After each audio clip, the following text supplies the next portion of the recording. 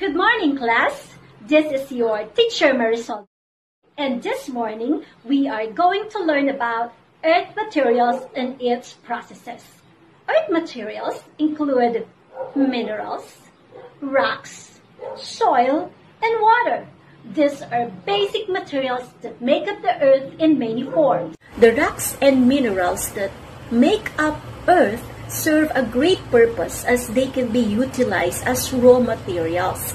Saan? Saan ginagamit yung mga minerals and rocks na makikita natin sa ibabaw ng earth? Kasi they serve a great purpose. Ano ba ang kanilang gamit? Yung mga raw materials nito, they are used in industrial constructions. They are also used in electronic devices and some home appliances. And they can even be molded into jewelry. Now, the minerals that we will study here will include common rock-forming minerals as well as economically significant minerals. To gain understanding on the difference between minerals and rocks, imagine your favorite chocolate bar. Diba, ang chocolate bar, meron siyang iba't ibang ingredients such as the chocolate, the caramel, the peanuts. And using this analogy, a rock is like a chocolate bar, which is also made up of different types of minerals clumped together. Now, minerals are characterized with the following criteria from Haldar and this jar, which was published last 2014. Number one, characteristic is the naturally occurring substance. Naturally occurring, nandyan na siya. It should be found naturally on earth. Okay? Number two is inorganic. It cannot be formed from materials that were once part of living things. Diba? Organic. Ito yung mga substance formed by living organisms. So, the natural occurring substances, or what we call, these are the minerals that should be found naturally on earth, while those inorganic are the ones that do not contain carbon. Okay, and they are, it cannot be formed from materials that were once part of living things. Okay, what about solid? So, what characterizes a mineral is that they are solid. The minerals should always be solid. Okay, look at this. This is a rock and it is solid, right? It has shape and it has volume. So, mayroon siya dapat hugis, pwedeng pabilog, pwedeng square. Alam niyo naman, familiar kayo sa iba't ibang hugis, diba? Although, some rocks exhibit a not so natural or familiar shape. Diba? Ang tawag doon, pahaba. Diba? Na hindi naman siya ganun talaga ka-square or rectangular. Okay. Meron din silang volume. Another characteristic is that they are in crystal structure. The particles line up in a pattern that repeats over and over. Karin mo siya. It has the same features. Okay. It has also a definite chemical composition. The elements should be in exact proportion. Let's study about the physical properties of minerals. It refers to the outward appearance of minerals that are used to identify and differentiate one mineral from another. According to Rumble, which was published last 2018, a physical property of minerals are often utilized in classification as the definite chemical composition and atomic structure of minerals. It is usually reflected in a physical form. Most minerals can be characterized and classified by their physical and chemical property. For now, we are going to study about the physical property of a mineral.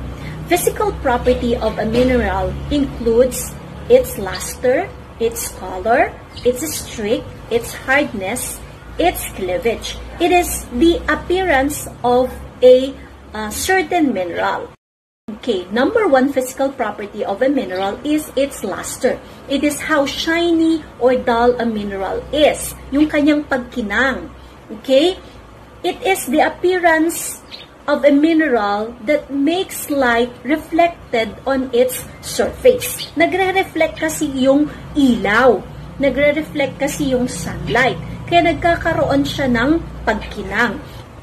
Kaya pag tinignan mo itong bato at siya ay kumikinang-kinang, it shows that a light reflects on it.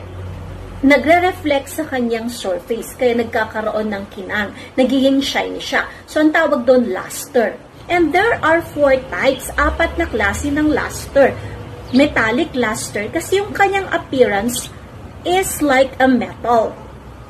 And yung vitreous luster naman is, it shines like a shiny glass. Okay. And the 3rd type of luster is the earthy luster. The dull appearance of soil. Diba? And 4th luster is a silky luster because its appearance is like a satin cloth.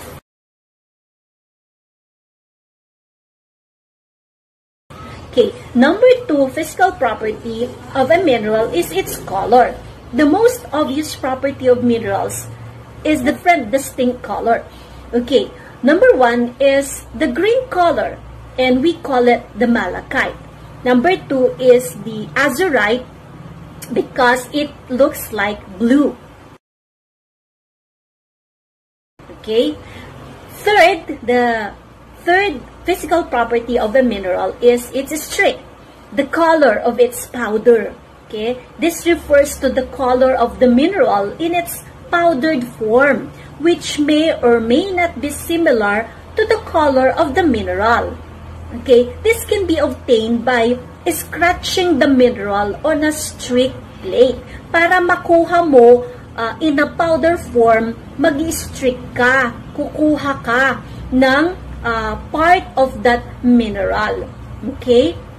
It is the color of its powder. Kailangan mo siyang i-streak o script. Kailangan mo siyang mag-scratch or kumuha.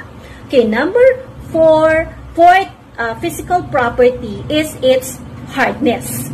The property of mineral to resist scratching or being cut. Gaano ba siya katigas? Okay, a mineral has the property to mark the surface of any mineral which is softer than itself. Okay, fifth physical property of a mineral is the cleavage, the breaking in planes. Okay, so you can see the pictures on page 9, how a cleavage as a physical property of a mineral looks like. So, cleavage refers to the property of minerals to break in areas with weak banding. Kung saan yung may mahinang parte nung bato, okay, doon siya nagkakaroon ng pag-break, okay, or cleavage, or uwang, di ba? Parang uwang. Okay? This is identified by the smooth and flat surface of minerals when breaking. So, hindi lahat po ng minerals ay merong cleavage. Okay? Yan lang po ang ating tatandaan. So, those are 1, 2, 3, 4, 5 physical property of a mineral. Luster, color, streak, hardness, and cleavage. Now, let us go to the chemical properties of minerals.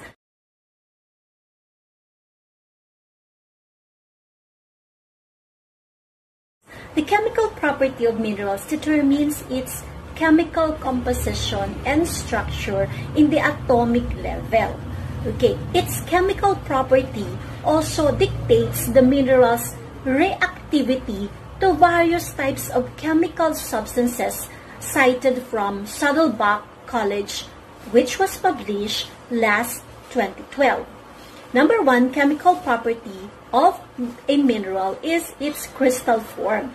This is a property of minerals which refers to the orderly arrangement of atoms that give them a solid structure.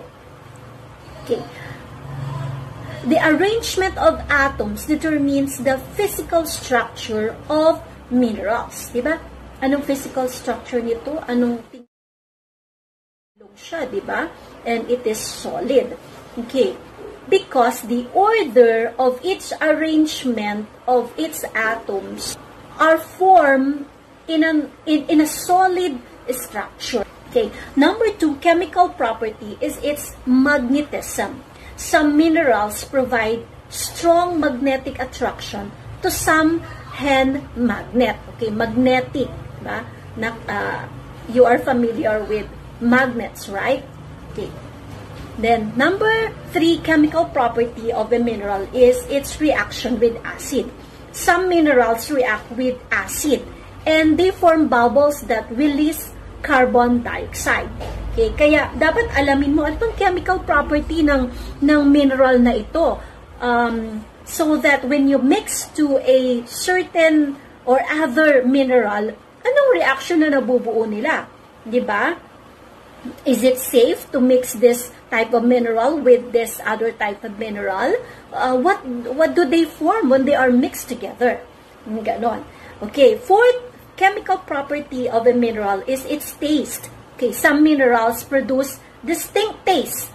For example, the sulfuric acid, sour, maasim. The Epsom, bitter, mapait.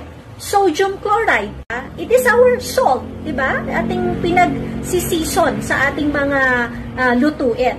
However, this can only be applied for minerals which are soluble. Okay? Now, because some minerals may contain toxic materials. So, yan ang ibig kong sabihin that we should understand the chemical property of a certain mineral in its area of taste, kasi baka itong mineral na ito ay toxic. So those are the chemical property of a mineral: the crystal form, magnetism, reaction with acid, and its taste.